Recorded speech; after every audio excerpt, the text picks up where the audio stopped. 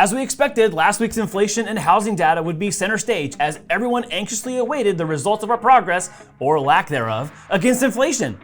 And with CPI and PPI data coming out right about where it was projected to, we learned that inflation is still healthfully in the positive. And to add insult to injury, unemployment isn't heading up as fast as the Fed needs it to, which sets in motion another round of guesswork heading through the month of August. Look no further than what these two Fed members had to say last week. Federal Reserve Bank of Philadelphia President Patrick Harker said the U.S. Central Bank may be able to seize interest rate increases, barring any surprises in the economy, though rates would need to stay at their current elevated levels for some time. So how long would that be anyways? No time frame means it's not safe enough to even guess. And that should tell you something. And I quote, "Absent any alarming new data between now and mid-September, I believe we may be at the point where we can be patient and hold rates steady and let the monetary policy actions we've taken do their work." Speaking elsewhere on Tuesday, Richmond Fed President Thomas Barkin argued it was too soon to say whether another rate increase at the Fed's next meeting in September would be appropriate. Well, yeah, you all said you're going to remain data dependent, and you definitely need more data because this week's info ain't going to cut it. And I quote, "I'm leaning towards waiting until September to decide. We'll get 2 labor reports and 2 inflation reports. I don't see any reason to prejudge.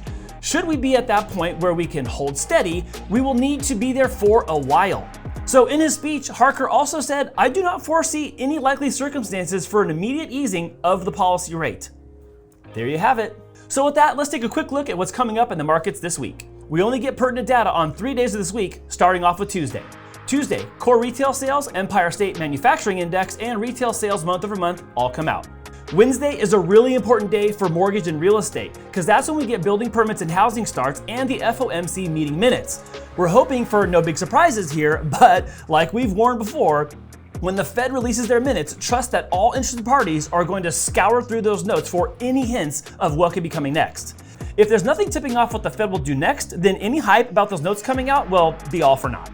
And Thursday, unemployment comes out, which everyone will be looking for since jobs data is a key factor the Fed is looking to be data dependent on in order to make their next rate hike decision or rate pause decision. And also on Thursday is a report we don't often talk about on this show called the Philly Fed Manufacturing Index.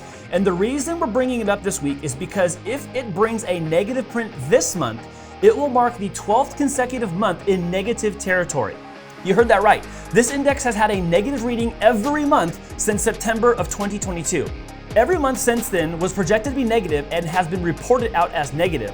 This is a survey of approximately 250 manufacturers in the Philadelphia Federal Reserve District and asked respondents to rate the relative level of general business conditions.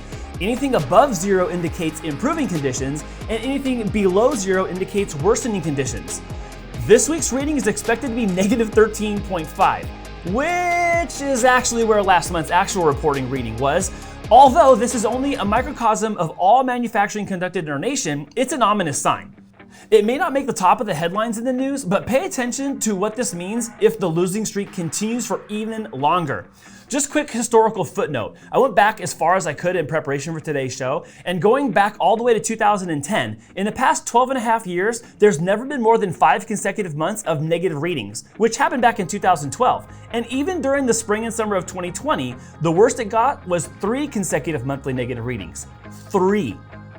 And that's it for this week. Remember to like the show, subscribe to the channel, and turn on notifications so you catch every episode.